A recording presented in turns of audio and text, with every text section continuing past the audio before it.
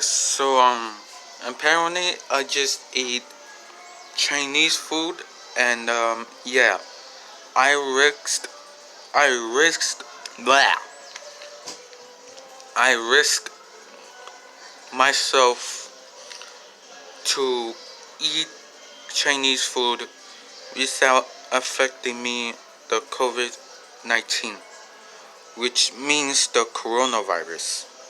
So this is what I ate. This one. I just ate everything, and hopefully it won't affect me. So yeah. So anyways, see you guys later, and goodbye.